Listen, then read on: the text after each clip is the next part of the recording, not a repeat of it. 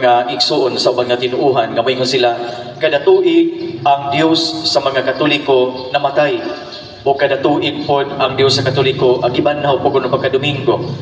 Naarong adlaw ang tibok simbahan nga Katoliko nagsadyaw naglipay tungod sa atong paghandom sa pagkabanaw sa Ginoong Kristo.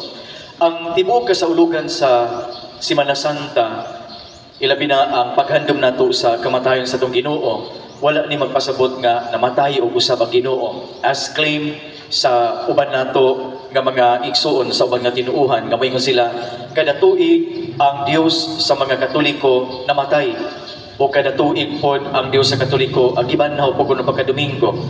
Naargo na sa pulo nga commemorate gihandom nato sa ato pa wala nabalik o kamatay, wala nabalik o kabanhaw, kausara nagpakamatay nga atong Ginoo. Kausap pod ang okasyon sa iyang pagkabanhaw. Ang kasaulugan every year, ilabi na sa Biyernes Santo, mao ang paghandom nato niadtong hitabo more than 2,000 years ago nga nagpakamatay siya para kanato. Parihar gunag moingon ta nga gahandom ta sa atong adlaw nga natawhan, kana magsaulog utag birthday, nagpasabot ba na nga nipasok tagbalik sa taguangkan sa atong ginikanan? Wala.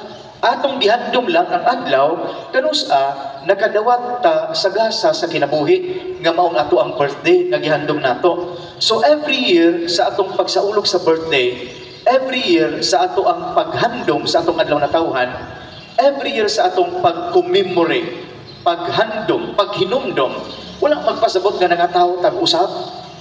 Mao po ni ang kasaulugan nato matag tuig sa atong pagsaulog sa Biyernes Santo. Atong gihandom ang adlaw kanusa nagpasakit ang Ginoo.